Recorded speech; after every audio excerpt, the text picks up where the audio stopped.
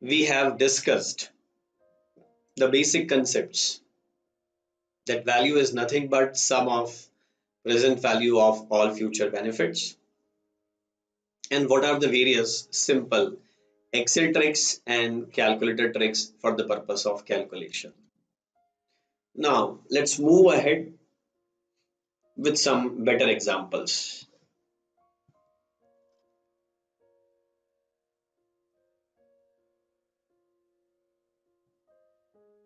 Now here we go with the question number 2.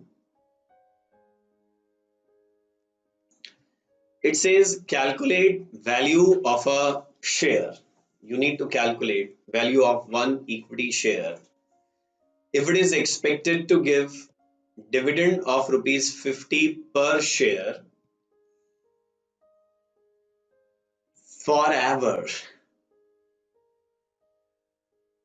So 50 rupees you will be getting in first year, in second year, third year, fourth year, fifth year, sixth year, seventh year, eighth year, infinite years. And expectation of investors, that is the discounting rate, is 10% per annum. Now the question arises, which Excel formula should I use for making this calculation?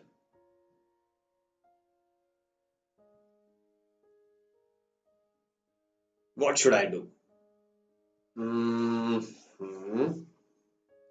I should do what? See, I'll have to make a table. If I try to use the PV formula, then it will ask for NPER, number of periods. And the problem is that this cash flow will be there for infinite years. If I try to use NPV formula, still I'll have to put value 1, value 2, value 3, and till infinite I'll have to put the value. What do I do in this case? Now there are two ways. One is to make a table.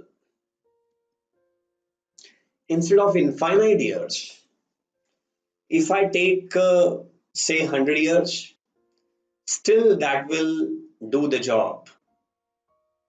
Yes, instead of infinite years, if you take 100 years, suppose from year 1, oh, I have dragged it to 173 years. I'm sorry, it's all right.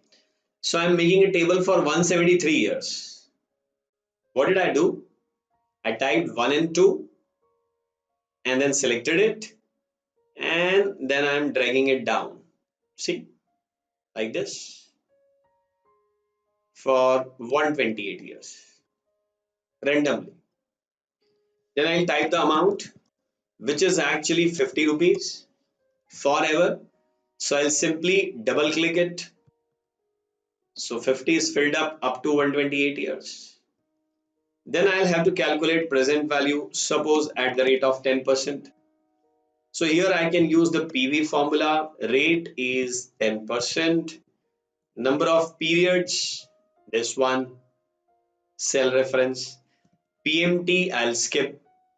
FV with a minus sign, I'll put 50. Try to recall this concept from lecture number 1.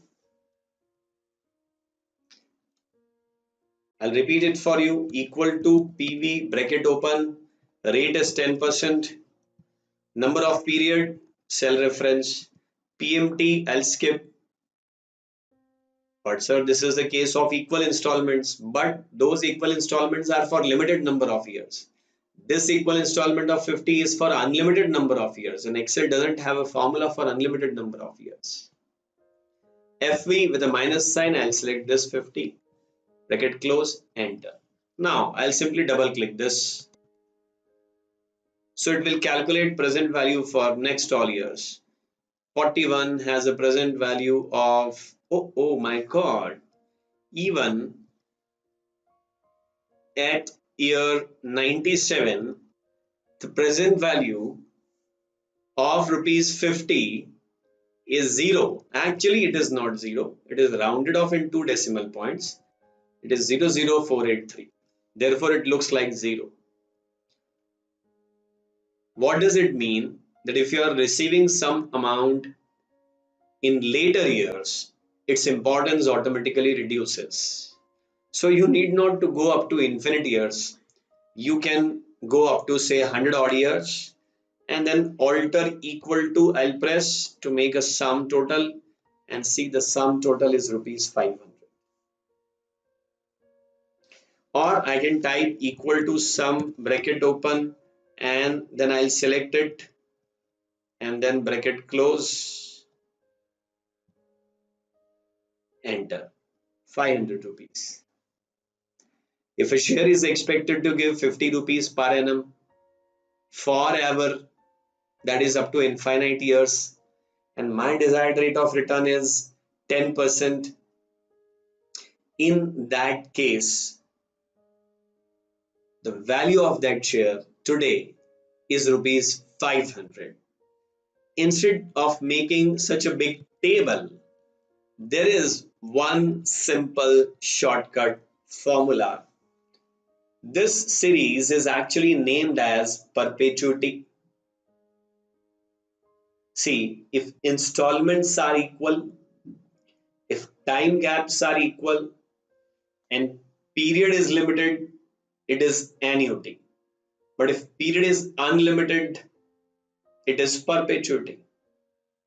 Installments are equal, time gaps are equal, period is limited, this is annuity. Period is unlimited, this is perpetuity. Got it?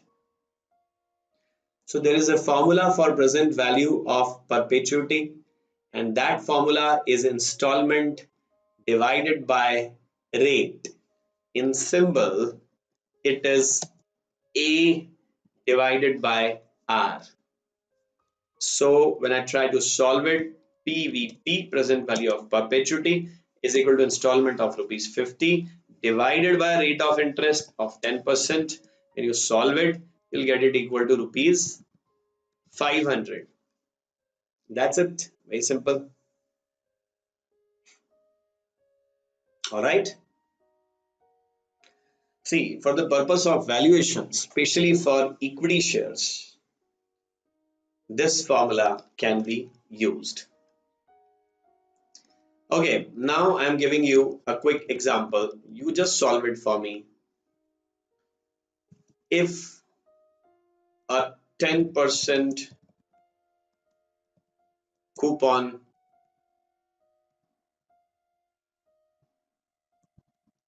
irredeemable debenture having face value of rupees 600 and your expected rate of return is 8%, though the company is giving you coupon of 10%, but you have lower expectation. Your expectation is just 8% per annum.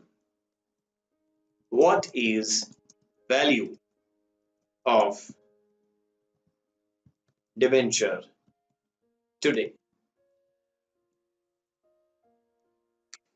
Pause this video, try to solve it, and restart. Okay, so you did it, right? This is very simple. Amount of one installment is rupees 60. You'll be getting rupees 60 each year. And the rate of interest is 8%. So present value of perpetuity is 60 divided by 8%. 60 divided by 8%, which is rupees 750. I hope you got the same answer. Great. Let's go ahead. See, now take the next situation where the installments are not constant. Rather than installments will grow at a constant rate. So now this is a series which is not for limited period of time, which is for unlimited period of time. The time gap between installments is equal, but the amount of installment is not equal. But the growth in installment is equal. See, suppose you are getting first installment of rupees 100, then it rises by 10% and it becomes 110. Then it again rises by further 10% and it becomes 121. Plus 10%, 133. Plus 10%, 146. So you will be receiving 100, 110, 121, 133, 146, so on, till infinite years. Now this is termed as growing perpetuity. This is termed as growing perpetuity.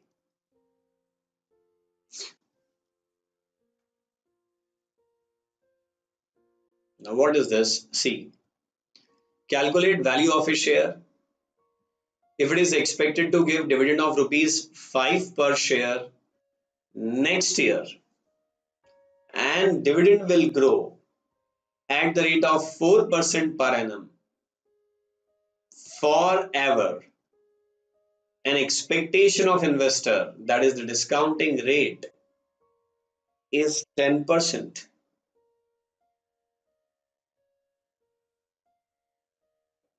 If you don't know any formula and if you try to solve it on Excel, 5 rupees is for first year, then it will grow at the rate of 4%, and investor demand 10% return. See in this table, I'll put amount equal to 5 rupees and then it will grow by 4%. So I'll just do previous amount multiplied by 1.04. I repeat, equal to sale reference of the previous sale into 1.04. 4% is the growth rate. To add the growth rate, I'll simply do 1.04. Enter. And now I'll copy it for remaining years. So here I'll double click.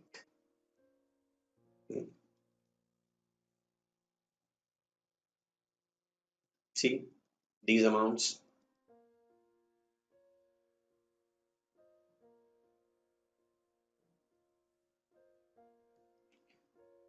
If you don't want to see these odd figures, you can simply select it in MS Excel and then control 1. Oh, a moment please.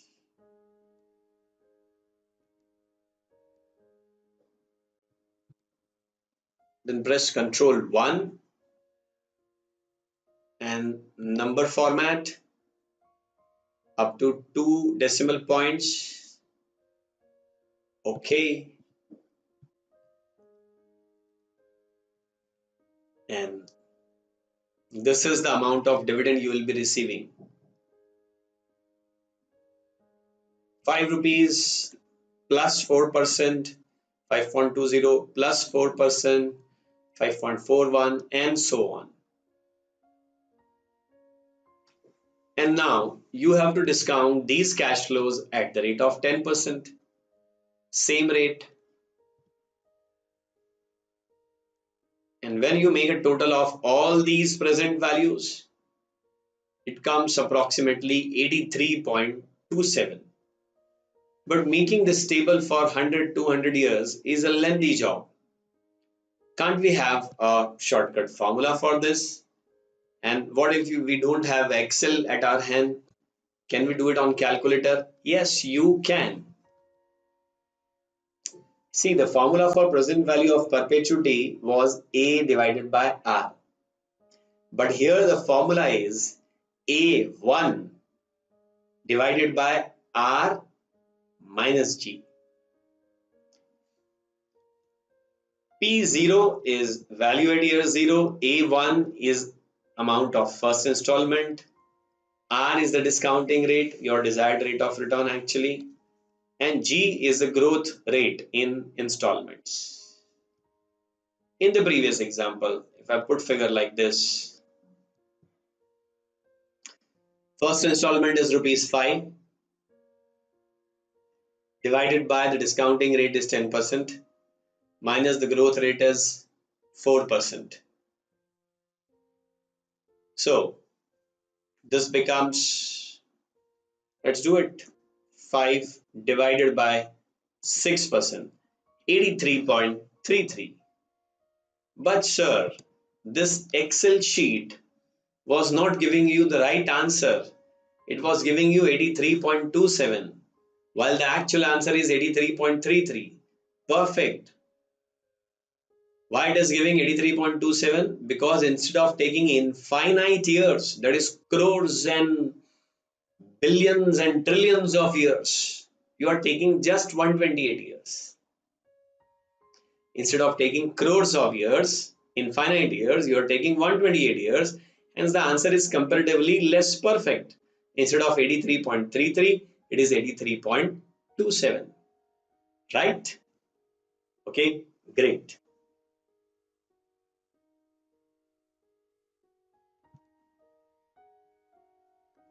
Now, some curious mind, they do think why the growth is deducted. See, this is all in the derivation of the formula. You'll not find any logic over here. You'll just have to memorize this formula. So, how many formulas have you learned? First formula was perpetuity, A divided by R. Now, the second formula is growing perpetuity, A1 upon R minus G.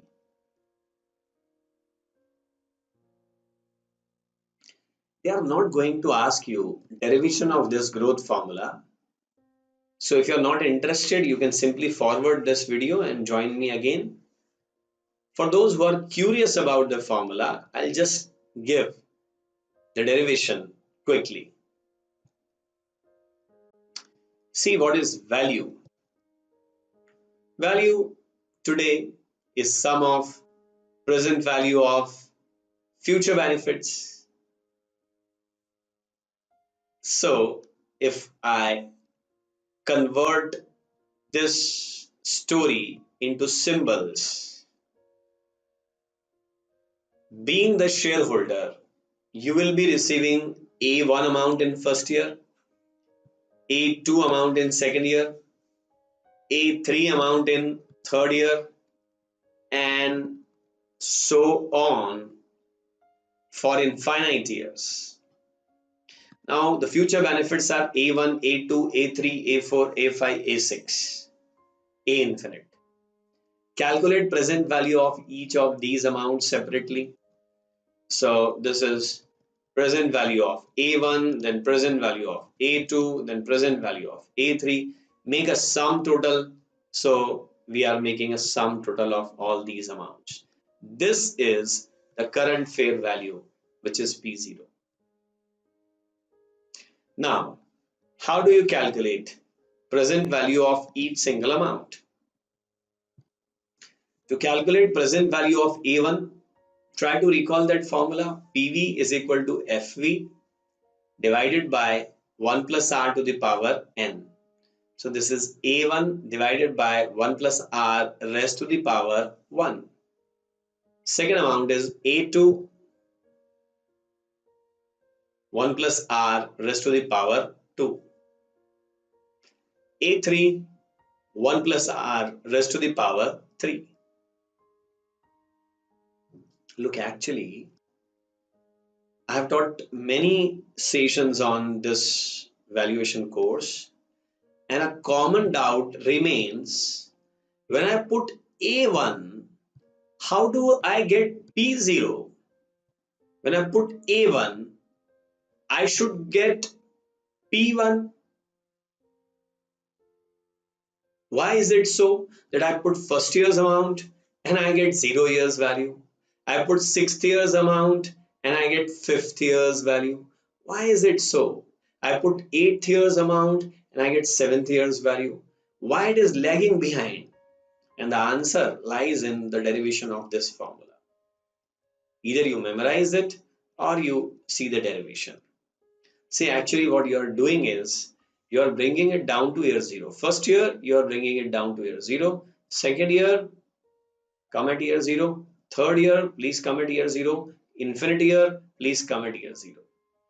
And once everything is at year 0, then you make a total.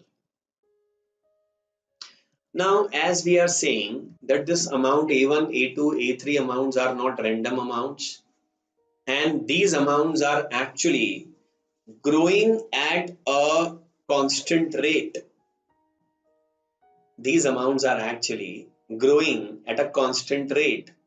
So look here, the highlighted thing, and you will find that A2 is actually equal to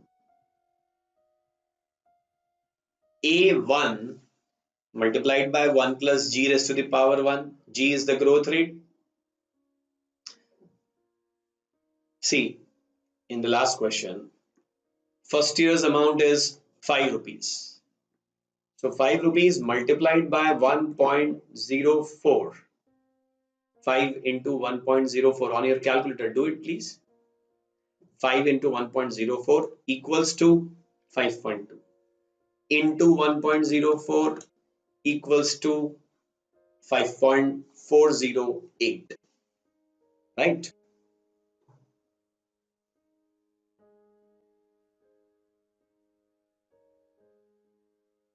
So when you multiply by 1 plus g, you get the next amount. Here the amount for third year is A1 into 1 plus g raised to the power 2. A1 into 1 plus g is second year's amount, into 1 plus g is third year's amount, and so on. Now we are diving deep into the mathematics. This series is actually a geometric progression which is called GP. I'm telling you again that this derivation they are not going to ask in exam. But if you have some deep curiosity about the formula, it will definitely satisfy that curiosity. Now this is infinite GP, and mathematics says that sum of infinite GP formula is equal to first term of the series divided by 1 minus common ratio. How come this formula? This is a mathematical formula. Here in this series, first term is A1 divided by 1 plus r to the power 1. This is the first term. What is common ratio? Common ratio means a ratio which, if multiplied, will give you the next term. See, the common ratio is 1 plus g divided by 1 plus r. If you multiply 1 plus g upon 1 plus r to first term, you'll get second term. Second term multiplied by 1 plus g upon 1 plus r, you'll get third term, and so on. See, 1 plus g power is raising by 1, 1 plus r power is also raising by 1. So now, first term upon 1 minus common ratio. First term divided by 1 minus common ratio.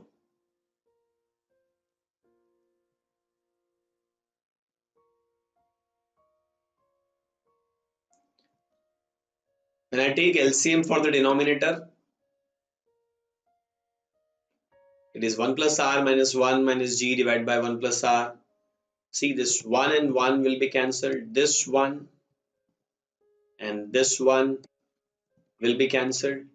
Similarly, this 1 plus r will be cancelled with this 1 plus r, and in the numerator you will be left with a1, and in the denominator you will be left with r minus g. So the formula is a1 upon r minus g is equal to p0. Now you can try to understand that this formula is calculating present value of all amounts. If you are taking first year's amount, then you are getting value at the beginning of first year, that is year 0. Therefore, if you start with amount of fifth year, you will get value at the beginning of fifth year. That is actually fourth year. So just keep in mind for the purpose of this formula, if this is A1, you'll get P0. If this is A2, you'll get P1.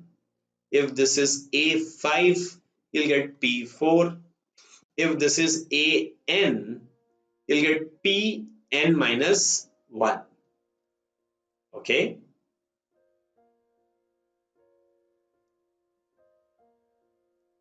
So in the previous question we have already seen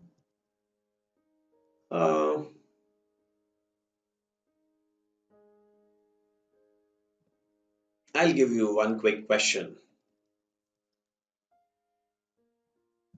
If first year's dividend is rupees 10, growth rate is 5%, discounting rate is 15%, calculate current value.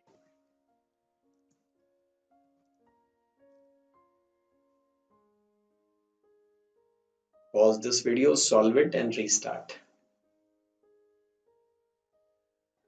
Okay, I hope you did it. And the concept is very simple. First you take 10 rupees as A1, then 15% minus 5%, which is actually equal to 10%. So the value is rupees 100. I hope you got the same answer. Nice.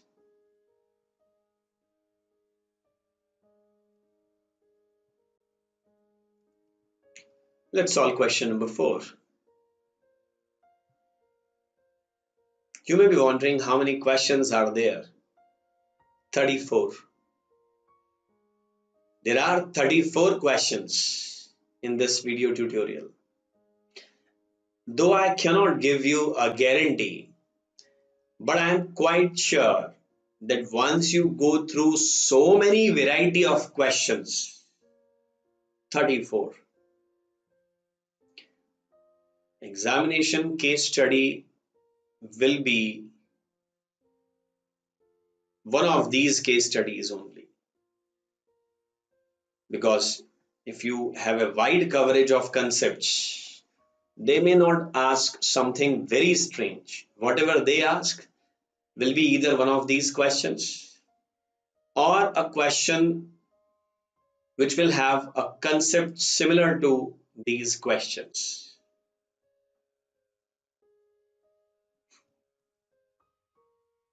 Okay, if current dividend is rupees 7 and growth rate is 10%, calculate value of one equity share if discounting rate is 15%. I'm giving you 2 minutes. You try to solve this and then I'll tell you the answer.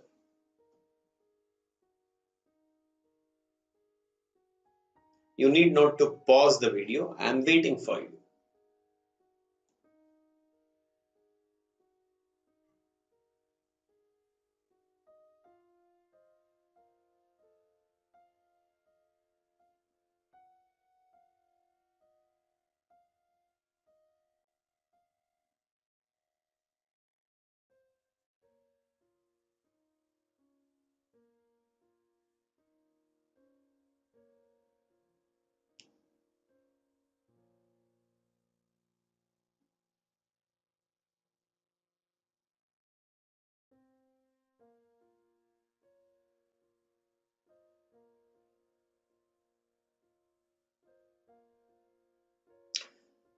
Probably you have done 7 divided by 15% minus 10%. So it is 7 divided by 5% and your answer is 140, and which is absolutely wrong if it is 140. Here the word to be underlined is current dividend. In the formula to calculate current value, you should use first year's amount. This 7 rupees is current year's amount, not the first year's amount. So first you need to calculate A1. This is actually A0. How do you calculate A1? By simply applying growth rate for 1 year. 7 rupees plus 10% or 7 rupees multiplied by 1.10 will give you 7.70. Once you get this amount, then you apply the formula. Growing perpetuity is A1 upon R minus G. So this is 7.70 divided by 15 minus 10%, and the answer will be 154. So just be careful. If it is current year's amount, first you'll have to apply the growth rate. If it is already first year's amount, then you need not to apply the growth rate. Sometimes some people do ask one more question, that why don't you consider 0 years amount also? See, if I'm going to purchase a cow, a cattle, I'll consider only milk which is not yet delivered. In past, cow gave milk, not relevant. Today, when I am going to buy the cow, just an hour before, cow has given 5 liters of milk, not relevant to me, because I will start getting milk from the cow after I buy it. So any cash flow which was there, not relevant. Which is there, not relevant. I need cash flow which will be there. Okay, after the valuation date. That's why 0 years amount is not considered in valuation.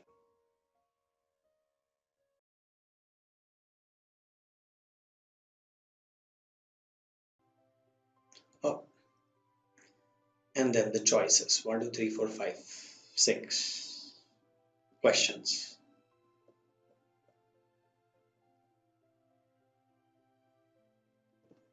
Question 26.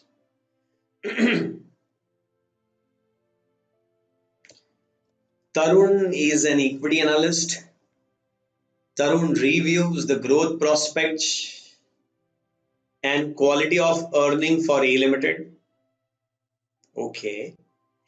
His revenue growth rate estimate is less than that implied by the market price. Interesting. What does it mean? His revenue growth rate estimate is less than that is implied by market price. Means if you take the revenue growth rate assumed by Tarun, then the fair value will be lower, while the market price is actually comparatively higher. And why it is higher? Because the market must have assessed comparatively higher growth, and that's why higher price.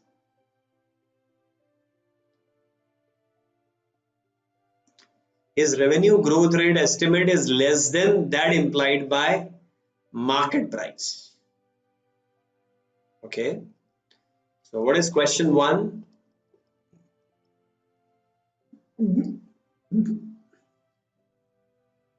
Based on Tarun's revenue growth rate estimate, the share of A are most likely undervalued.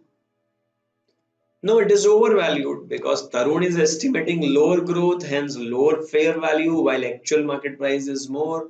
So the share is currently overvalued. Very simple.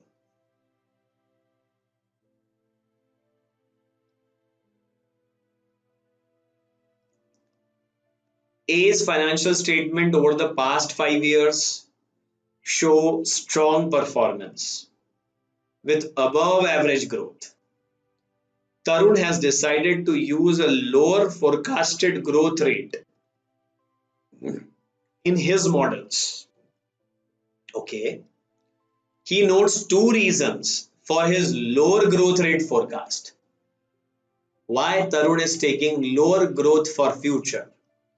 Reason 1, is that successful companies tend to draw more competition, putting their profit under pressure. What do you think? I think this is true because if you are successful and earning high profit margin and huge amount of profit, then actually you are inviting competition, and that will ultimately lead to lower profit in future. Reason 2 is A's intellectual property, maybe employees, and franchisee agreements will be weakening over time. That can also be true. That really depends. So let's answer question 2 on this basis.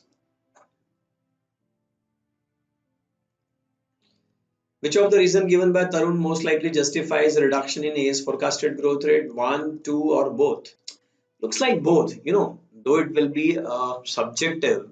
Sometimes the high growth company can even grow faster, and sometimes your intellectual property right can even strengthen because new people join you. So all that really depends. But usually what happens? Both things will happen. If you're successful, then actually you are maturing, and the matured companies will tend to grow at a lower rate and they will lose their intellectual property rights also over a period of time. So looks like C is the right answer. You may or may not agree, but this is the answer as per the academic books.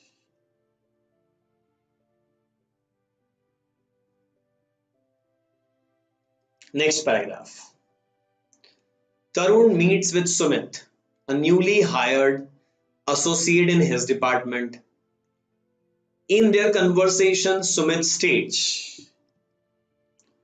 security analyst forecast company performance using both top-down and bottom-up analysis.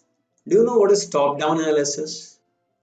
First, you look at the world scenario and world economy. Then you look at Indian economy. Then you look at the industry to which your company belongs. And then you look at the company. What is happening in the whole world? What is happening in India? What is happening in that industry? What is happening in that particular company for which you are making valuation? That is top down. Bottom up, you start with your company. What my company is doing, how it is affected by industry and then economy and then the world economy. So that is bottom up. If you start with world economy and come down to pinpointed your company, that is top down. If you start with your company and then goes upscale, then that is bottom up. Sumit is saying both of these approaches are practically used. And Sumit is saying I can think of 3 examples. An electric utility company forecast that its sales will grow proportionate to increase in GDP. So first you need to estimate GDP growth rate. Then only you will be able to make valuation of your own company. Looks like top down approach.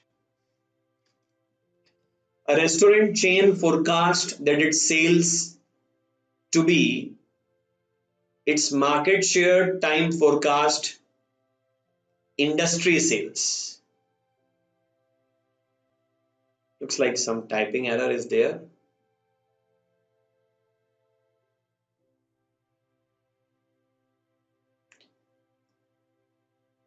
So what is coming out of this sentence is that sales forecast of my company is dependent on sales forecast of the industry because I will be able to maintain my market share. My market share is 20% and I'll be able to maintain it. And that is why if industry sales rises, my sale will also rise. If industry sale falls, my sale will also fall. So first I need to look at industry. This is again top down approach. A real furniture company forecast next year's sales by assuming that the sales in its newly opened store will have similar sales per square meter to that of its existing store. Okay, your existing, on the basis of your existing sales, say your per square meter sales is 1 lakh rupees per annum. It means whatever your sales is there divided by uh, size of your all showrooms in terms of square meter, that gives you per square meter sale. So if you open new store, sales will increase proportionately. So now you're not looking at the industry or the world economy or the Indian economy. You're simply looking at your own store. So that looks like top bottom up approach. That looks like bottom up approach. Yes, so both type of analysis exist.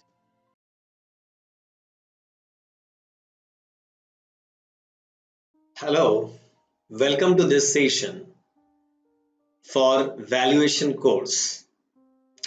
We have already gone through the concept of case studies, and there were total 8 sessions in total for case studies part, which is actually the most important part of your syllabus and a bit difficult also. And at the same time, it was very scoring also. Now let's talk about other part of the syllabus. Let's talk about fixed income securities. Now everybody understand this basic concept, that what is a fixed income security? It is a type of investment where the investor will regularly receive fixed amount of interest, also named as coupon, and at the same time, after a specific period of time, he'll be getting his principal amount back, which is actually termed as redemption. So this is the basic characteristic of a fixed income security. But if we try to explore it further, then there are various types of fixed income securities. First of all, it is a plain bond. People also name it as plain vanilla bond. See, in the arena of ice creams, the simplest available ice cream is vanilla. And that's why whatever is the simplest available product in a range is termed as plain vanilla. So what are plain bonds? They pay coupons periodically, regularly, and they are redeemed at the pre-decided maturity period. Great. Now what is second type? Here we are talking about zero coupon bonds. As the name suggests, these bonds are actually issued at a discount because it does not give you any coupon. So if you buy a bond for rupees 1000 and after 10 years it is redeemed at rupees 1000, and during these 10 years you are not getting any coupon. So there is no point in buying this bond. If the company does not pay regular interest, in that case it is issued at discount and redeemed at par, and difference amount becomes a return for the investor. This type of bond will be named as discount bond, which is issued at discount but redeemed at par. Other version maybe it is issued at par and redeemed at premium. This is actually named as premium bond. Then there is deep discount bond. Being a discount bond, it is issued at discount and redeemed at par, but the amount of discount is huge. Suppose a bond has a par value of rupees 1 lakh, but it is issued at a discount of 97,300 rupees. Can you believe that? Such a huge discount. So the issue price actually becomes 2,700 rupees only for a bond which has a face value of 1 lakh rupees. So investors getting a huge rate of return. No, not actually, because the redemption period here is very long, say 25 years. This type of bond was actually issued by Industrial Development Bank of India way back in year 1992, and this exactly was the price. And here the effective yield was approximately 15.91%, say 16%. At that time, the yields were actually that high only. Now, there are convertible bonds. They are converted into fixed number of equity shares. So usually a regular coupon is paid, and after say 5 years or 10 years, redemption price will not be paid, rather than shares will be issued in place of debentures. So that is convertible bond. Then there are floating rate bonds. As the name suggests, here the rate of interest is not fixed, rather than the rate of interest periodically is based on some benchmark. Internationally, one of the popular benchmark is LIBOR, London Interbank Offered Rate. In India, we have copied the concept and we do have MIBOR, Mumbai Interbank Offered Rate. It keeps on fluctuating. There may be other benchmarks also like MCLR, marginal cost of lending rate. There may be a rate like repo rate or reverse repo rate or bank rate, or other benchmarks may be there. Suppose a company has issued a bond which is offering coupon equal to LIBOR plus 2%. So this year if LIBOR is 5, company will give you 7% interest. Next year if LIBOR is 3, company will give you just 5% interest. There is an advantage both to the issuer as well as subscriber of floating rate bonds. And the advantage is, suppose a company has issued fixed rate bond at the rate of 10%. Now if rate goes up, investor will feel a disadvantage. If rate comes down, company will feel a disadvantage. On the other hand, if it is a floating rate bond and if the rate goes up, then investor will be getting higher return. At the same time, company will also be not sad because the rate is higher in the market and that's why it is paying higher. The theory of comparative satisfaction, if everybody is paying high and I am also paying high, I won't have much pain about it. On the other hand, if rate reduces, then the company's interest burden will be reduced. Though the investor will be getting lower return, but again comparative satisfaction will be there. Everybody is getting reduced return, I am also getting the same. Then there are amortizing bonds. See, in all the above cases, what we have seen that the principal amount is paid lump sum in a single shot as a bullet payment at the end.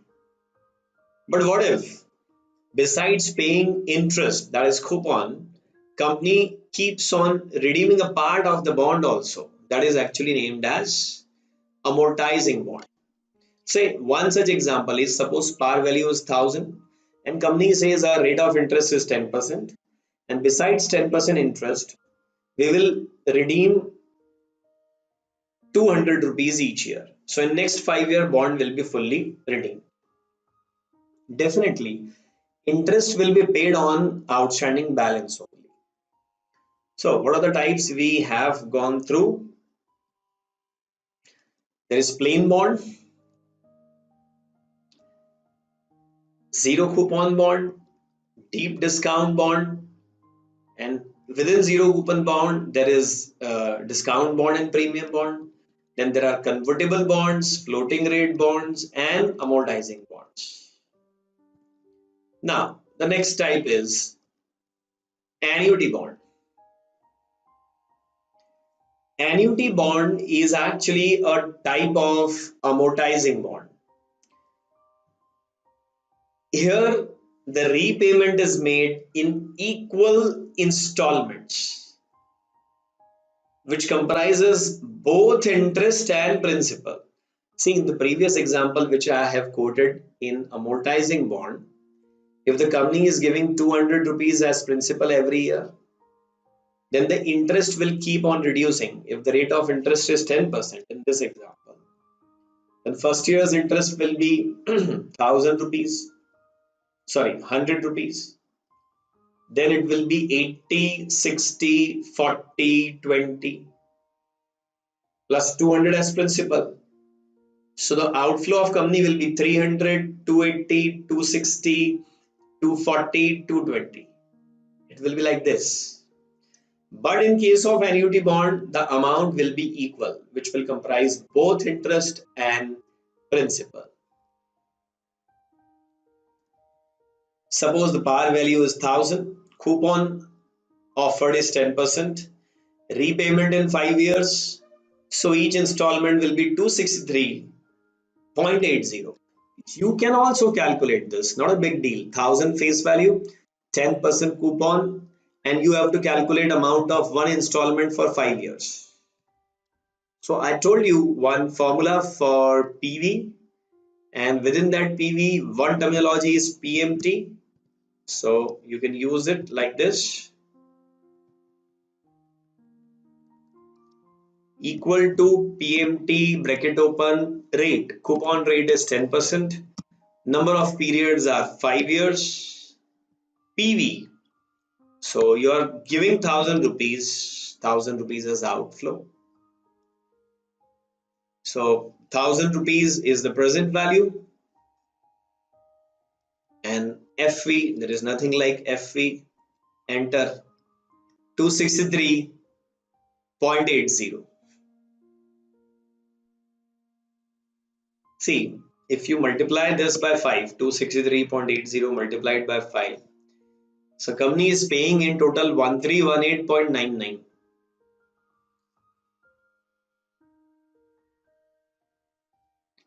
Now what does that mean? The 1000 rupees is for principal and 318.99 is for interest. I told you that you can do this in Apache Open Office also, because at some of the centers the Excel may not be available. Now Apache Open Office will look like this. Things will be same, equal to PMT, equal to PMT. PMT stands for payment, that is amount of one installment. Bracket open. Now it is also asking rate, which is 10%, but instead of comma, here you type semicolon. Number of periods 5, semicolon, minus 1000, bracket close. Same answer, 263.80. In fact, some of the participants reported that in their exam they asked the amount of interest in third installment type of question also. Amount of interest in third installment. I told you there is one simple way of doing that. You type year 1, 2, 3, 4, 5 and make an amortization table. So what is interest and what is principal in each installment? If you're interested in knowing this, there is one function named as IPMT, interest within the payment. Rate is 10%, period, first period, total number of periods 5, PV minus 1000, bracket close.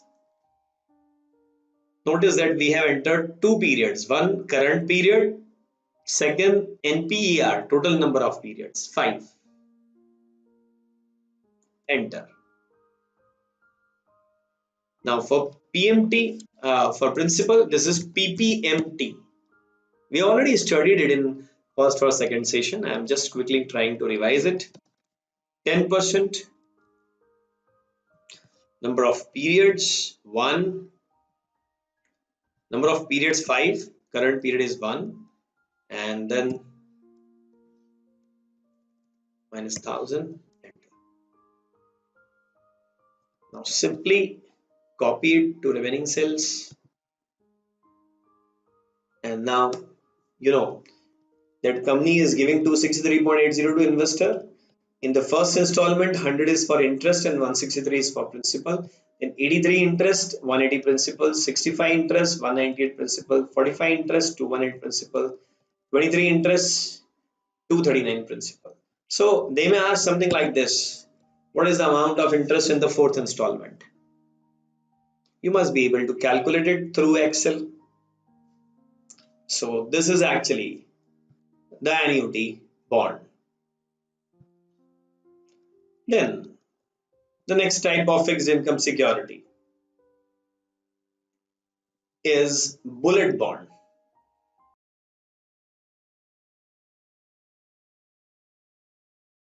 Welcome back to this session on valuation.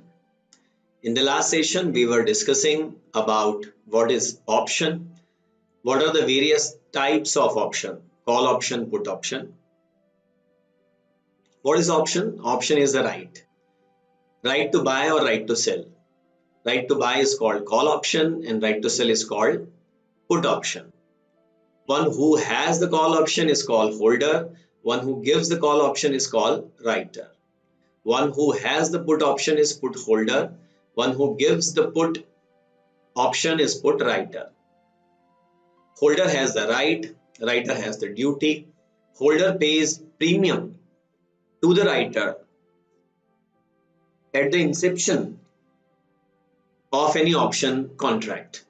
And whether holder exercise the option or he doesn't exercise the option, in any case, he will not get back premium paid on his option.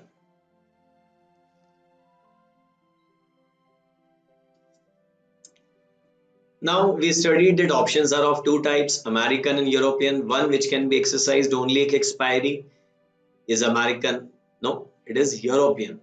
One which can be exercised on any day till expiry is American. One which can be exercised on a series of exercise dates is Bermuda option. Then we studied in the money option, at the money option, and out of the money option. If the call option holder or put option holder asks for a favor, then it is in the money option. If it is against the holder, then this is out of the money option. If it is at the market price, then this is called at the money option. So basically there is a choice of strike price and accordingly moneyness of the option is decided. Suppose a stock is priced at rupees 500 and you want to buy it for 450, it is in the money. You want to buy it for 550, it is out of the money. You want to buy it at 500, it is at the money. On the other hand, if a stock is valued at rupees 500, you want to sell it for 450, out of the money. You want to sell it for 550, in the money. You want to sell it at 500, this is at the money option. Premium of in the money option will be highest, premium of out of the money option will be comparatively on the lower side, and at the money options premium will fall between the two. We studied that value of option is dependent on 5 factors: current market price, strike price, time to expiry, risk-free rate of interest, and volatility. If you try to mug up this table, it is not really very difficult. You can cram it. As far as call option is concerned, all the elements have direct relationship except strike price. What do you mean by direct relationship? If any of these factors rises, then value of call option, that is called premium, will also rise. Except the strike price, which if rises, value of call reduces. Now what about put option? It is just opposite to the call option, except in case of volatility. See, if you look here, this is direct inverse, then this is inverse direct, then this is direct inverse, then this is direct inverse, then this is direct direct. So as far as volatility is concerned, be it a call option or a put option, if volatility rises, then value of call and put will also rise. If volatility falls, then value of call and put both will fall. Now, how to make valuation of the option? Our ultimate destination is Black, Scholes, and Merton option pricing model. But that's the pinnacle. That is top of the hill. We will have to learn it step by step, and then only we will reach Black-Scholes and Merton option pricing model. So, to learn the logic behind it, let's go through learning step number 1. Here we will make valuation of call option at the time of its expiry. Let's take one example, like at National Stock Exchange for underlying stocks. 3 maturity options are available: near month, next month, and far month. Suppose this is the month of January. So, and suppose this is 10th of January. Say, for example, today it is not 10th of January, but say, for example, today it is 10th of January. So, if you ask for an option which will expire in January end, that is last Thursday of January, NSE rules are that option expires at last Thursday of January, last Thursday of any month. So, that will be near month option. Last Thursday of February, next month option. Last Thursday of March, far month option. Suppose you take near month option. Suppose last Thursday of January is on 29th January, and suppose market closes at 3:30 p.m. So on 29th January, just a second before 3:30 p.m., if you are making valuation of that option which is going to expire in next 1 second, this is valuation of option at expiry. This is just a learning ladder. So first we are learning to make valuation at expiry of the option. If you are making valuation at expiry, time to expiry is 0. If time is 0, there is no importance of risk-free rate of interest.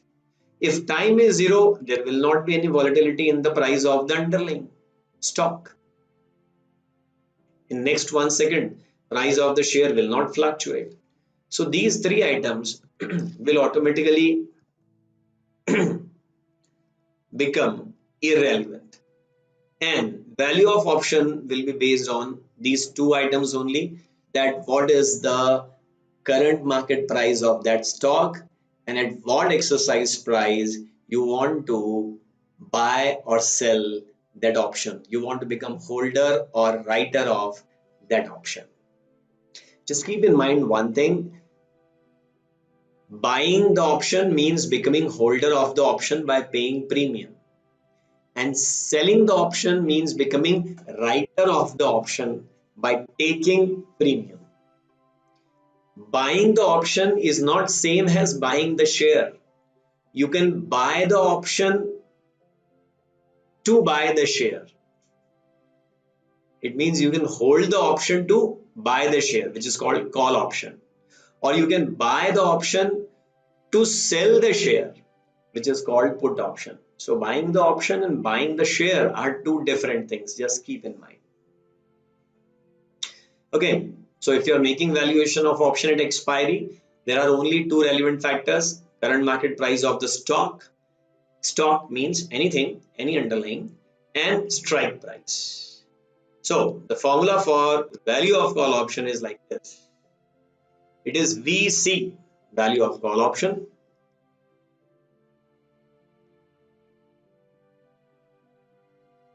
is equal to VS. VS stands for value of stock, that is current market price, minus E. E is exercise price. It is also named as strike price. Suppose there is one company named as ABC Limited. It is listed on National Stock Exchange,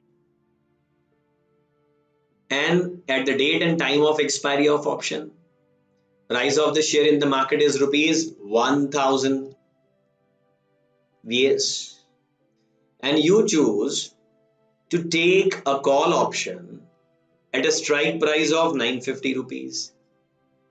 So you have the right to buy this share at rupees 950 at expiry of the option, that is in next 1 second.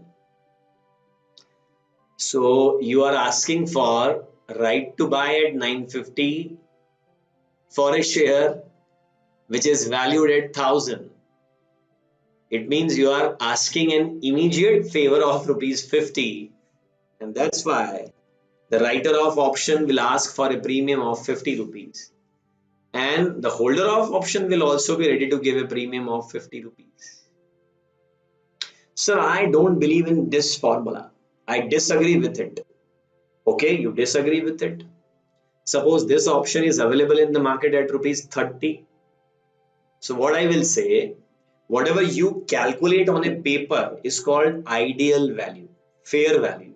And whatever price is there in the market at which people are transacting which with each other is the market value. So fair value is 50 and market doesn't agree with this formula, and that's why market value is say rupees 20. This will give rise to arbitrage. I hope you are able to recall what is arbitrage. Arbitrage is a process where you buy from one market and you sell in other market, or you borrow from one market and lend in other market. And it is the process in which investment is zero, where the risk involved is zero, zero investment, zero risk, still positive return. This process is actually termed as arbitrage. So if fair value is rupees 50 for option and it is available at rupees 20, there is an arbitrage opportunity. You immediately hold this call option by paying rupees 20. In next 1 second option will expire and you have a right to buy at rupees 950 for a share which is valued at 1000. So market price is above the strike price. So you will immediately exercise the call option and get rupees 50. So you paid premium 20, you got rupees 50 on exercise of the option, you have a net profit of 30. If such kind of profit is available, there will be a long queue to buy this call option at rupees 20. And in fact, there will be a bidding between all those who want to buy. I am saying, okay, I'll pay 25 rupees. Don't give this option to Mr. Ramesh. Give it to me, I'll pay 25. Then Mr. Ramesh will say, I am ready to pay 30. Then Atul will say, I am ready to pay 40. Then Reena will say, I am ready to pay 45. Because even if you pay 45, there is a net profit of rupees 5 immediately. Then Shalini will say, I will pay 50. Nobody should make a profit. If I am unable to make profit, Reena should also not make a profit. And that way, ultimately, the market will value premium at rupees 50. I just wanted to prove that if you don't believe in this formula, then there will be disequilibrium that will give rise to arbitrage, and that will result in profit to arbitrager, and ultimately it will establish equilibrium in the market. In short, this formula is correct. Believe in this formula. In fact, in next half an hour, whatever formula I tell you, next 45 minutes, whatever formula I tell you, believe in all the formulas, because if you don't believe, because if the market doesn't believe in those formulas, then there will be disequilibrium, arbitrage, and then equilibrium will be established. Okay, on the other hand, if somebody says, I want to buy this share at a strike price of rupees 1050. In that case, Vs minus C is 1000 minus 1050. That is actually minus 50. Premium of option cannot be negative. So whenever you get negative premium, treat it as zero. It means there will not be any premium. If there is no premium, there will be no deal in the market for this kind of option. What is formula for value of put option? It is flipped. For call option, it was Vs minus E. For put option, it is E minus Vs. What is the logic behind it? Very simple. This is strike price. If Vs is above it, then only call option is exercised. Hence, Vs minus E gives you the right kind of answer, intrinsic value of the option. On the other hand, if market price is below the strike price, then only the put option is exercised. And that's why a put option is worthwhile only if E is more and Vs is less at the time of expiry, at the time of exercise. And that's why formula for put option is E minus VS.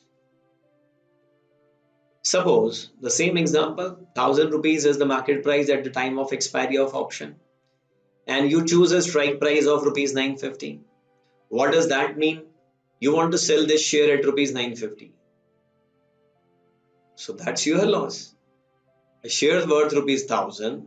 You want to buy buy option to sell at rupees 950. And in next 1 second option will expire. And you won't be able to exercise the option because the share is valued at 1000, and if you sell it 950 you will have a loss. So actually premium is minus 50. That's why you put it as 0. On the other hand, if you choose a strike price of 1050, then the put option will become in the money because you are asking a favor that I'll sell at a higher price. And that's why the premium should be 50. If market does not obey this formula, then disequilibrium, arbitrage, equilibrium will be there. Right? Great. Now, we learned valuation at expiry. But actually, in a real life deal, we need to make valuation much before the expiry date. Because expiry will be next month, next to next month, after 6 months, somewhere it will be. And I want to deal today. So practically you need to make valuation before expiry. So now when you have learned this basic, let's go ahead for a step forward. Learning step 2, valuation of option before expiry but ignoring volatility. What do you mean by ignoring volatility? If the share is priced at rupees 1000 today, after 3 months, after 6 months, after 1 year, whatever is the maturity date of option, after 6 months, the stock price will remain constant at rupees 1000. There will not be any change in the price of the stock. So now these 4 factors will be considered: current market price, strike price, time to expiry, say 6 months, risk-free rate of interest, say 10% per annum. But volatility we are ignoring, assuming that the share price remains constant. I know it doesn't remain constant, but we are just trying to learn.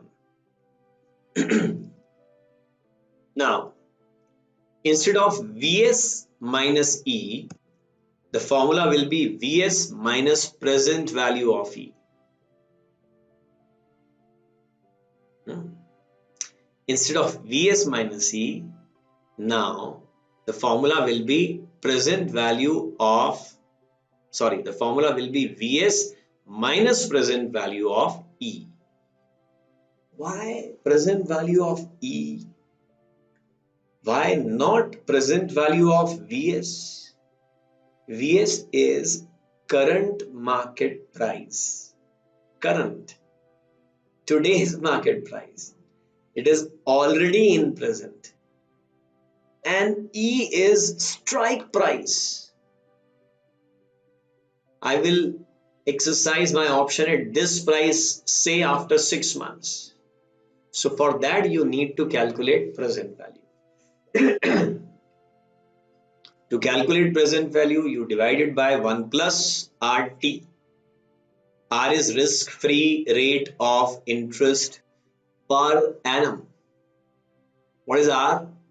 It is risk-free rate of interest per annum.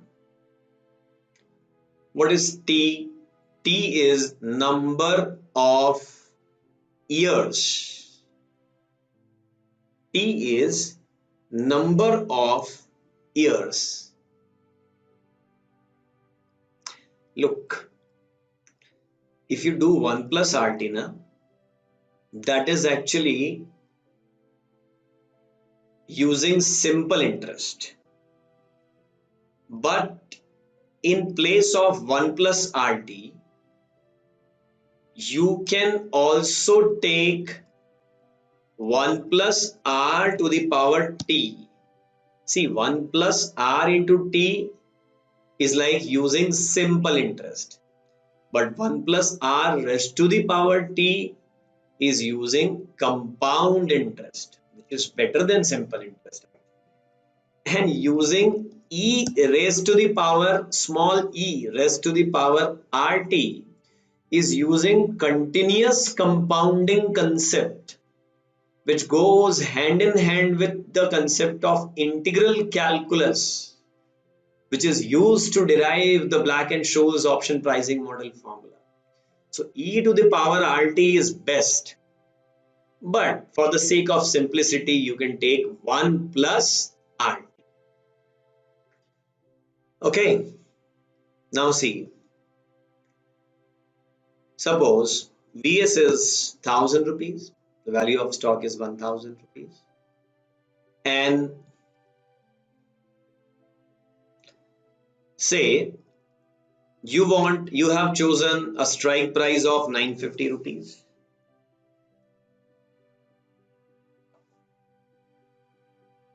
Now you need to calculate present value of 950 rupees.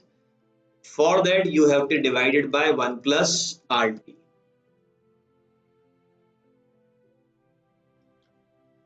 R is the risk-free rate of interest. Question is, why the risk-free rate? Because the option pricing model is based on the concept of arbitrage. And in arbitrage, there is no risk, hence the rate taken here is risk-free rate. And T is the time period. Not the time period.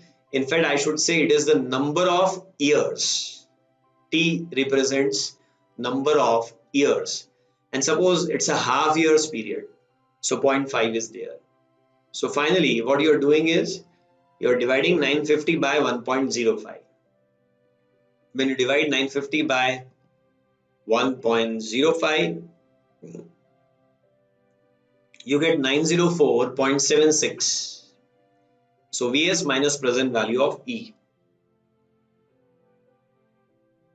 Value of option is 95.24. Value of option is 95.24. Look, value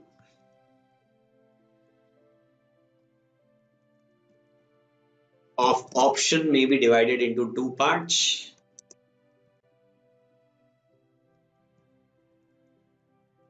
Intrinsic value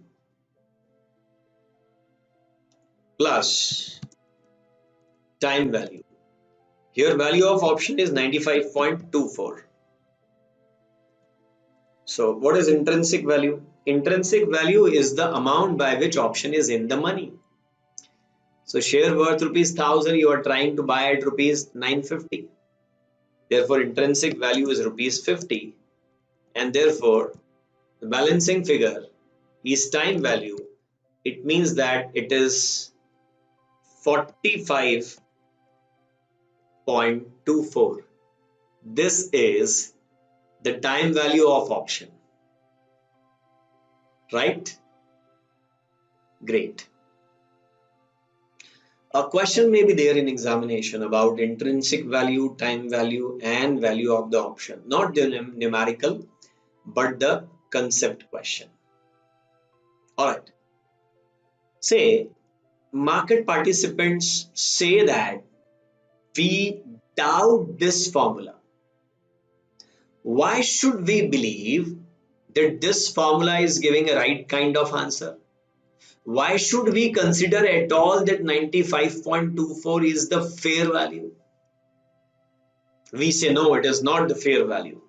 So market rejected this formula, and this call option is available in the market at rupees 60, while it should be available at 95.24. If it is available at a lower price, then it means it is undervalued. And if anything is undervalued in this world, you should buy that item. If it is undervalued, you should buy it. So I'll buy the call option today by paying rupees 60. Very simple. But actually, I'll have to make an arbitrage. That is the way of encashing disequilibrium anywhere in the arena of finance. There is a disequilibrium, either this side or that side, you do arbitrage. How do you do arbitrage? You buy in one market, you sell in other market. You buy spot, sell forward, or you buy forward, sell spot. You buy in Indore, you sell in Mumbai. You buy in Mumbai, you sell in Indore. So when you buy a call, actually you have the right to buy the share on a specified future date. So buying a call means ultimately buying a share on a future date. So in future market you are buying the share, therefore in spot market you should sell out the share. Great. So arbitrage is buying at one place and selling at other place. So you'll sell the stock and stock is worth rupees 1000 today, so you'll get rupees 1000. Net 940 rupees is in your pocket now. What to do, what to do with this money? Actually, ultimately you will reverse this strategy, because this buy call, it will expire after 6 months. Na? This is a 6 months call option. So here you have balanced it. Buy call, sell stock, balanced. But after 6 months, this buy call will evaporate. It will expire. So your sell stock position need also to be closed. How to close sell stock? By buying stock. You created one equilibrium to make profit. Buy call and then buy stock. This buy call will expire in 6 months. So buy stock will have to be cancelled by sell stock.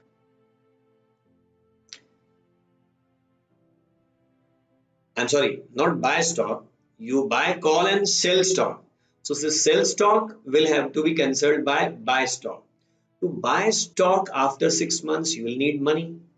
So whatever money you are getting here, that will be used again to buy the share. Why to keep money idle for 6 months? Better to invest this money. Investment means outflow of cash. Hence, as of today, your net cash flow is zero. First condition of arbitrage is fulfilled. That is no investment today. Your investment today is zero. After 6 months, we have assumed that the volatility is zero. Therefore, if the stock is worth rupees 1000 today, 1 minute, you may be thinking that what is this all nonsense? Look, if you don't want to understand the concept, you can skip the video for, I'm not sure, 30 minutes, 45 minutes, 1 hour video. Just scroll it forward, and wherever this concept of option valuation end, there you can continue the video again. But mugging up the formula is not really a good idea. For exam, it is bad, but ultimately as a valuer also, you need to have a proper understanding. My advice is to watch it. Even they may not go into that much depth in exam, but to answer anything in exam, you need to have grip on the concept. Alternative method is to skip it and mug up the concept. But I am going to explain it. Alright, so you assume that there is no volatility, and if there is no volatility, the stock worth rupees 1000 today will remain at rupees 1000 even after 6 months. You bought the call at a strike price of rupees 950. That's the question. So right to buy at 950, the stock is valued at 1000. You will definitely exercise the call option because the market price is above the strike price, and you'll get rupees 50 by exercising your option after 6 months. This sell stock position will have to be closed. That is, you buy your stock again from the market, and as the price is constant, you will be able to buy it at rupees 1000. Now you invested money rupees 940. 940 rupees plus 5%. See, 10% per annum is the risk-free rate of interest. For 6 months, it will be 5%. So 940 plus 5%. This is 987. You'll be getting 987 rupees. If you make a net total of this, it is plus 37. As of today, your investment is zero. Your risk is also going to be zero. See, why is it so? Minus 1000 plus 50, that is minus 950. Try to understand what is this net minus 950. You had a call option that you will buy share by paying rupees 950, and that's why you are paying 950 here. We have assumed zero volatility, but even if the share becomes volatile and it becomes expensive, and instead of 1000 rupees, suppose you have to pay 1200 rupees, but don't worry, in that case, this 50 rupees will become 250 rupees because your call option will be more in the money and you will be able to exercise 250 rupees. So ultimately, these two highlighted cells together is hedging your position, hence there is zero risk. This cell is zero investment. These two cells together is zero risk, and this cell is positive return. Now see the most beautiful thing. This return you are realizing at the end of 6 months. If you calculate its present value, how do you do it? 37 on your calculator, type 37 divided by 1.05 equals to 35.23 divided by 1.05 is equal to 35.24. And do you know why this answer is 35.24? Because the ideal value was 95.24. Option was available for just rupees 60. So the option was actually undervalued by 35.24, and hence there is an arbitrage profit of rupees 35.24. Moral of the story is, if market does not obey this formula, then there will be arbitrage, and this arbitrage will result in many people buying the call option, and when people start buying something, its price increases in the market. That is simple economics. Higher the demand, higher the price, and the 60 rupees price will keep rising up till the point it reaches 95.24. Finally, I just wanted to prove that this formula is perfect. Instead of 1 plus RT, that is simple interest, in the denominator, you could have taken 1 plus R raised to the power T, that is discrete compounding. Or you could have taken in the denominator e to the power RT, that is continuous compounding, where that small e is exponential function which has a value of 2.71828. Too much mathematical.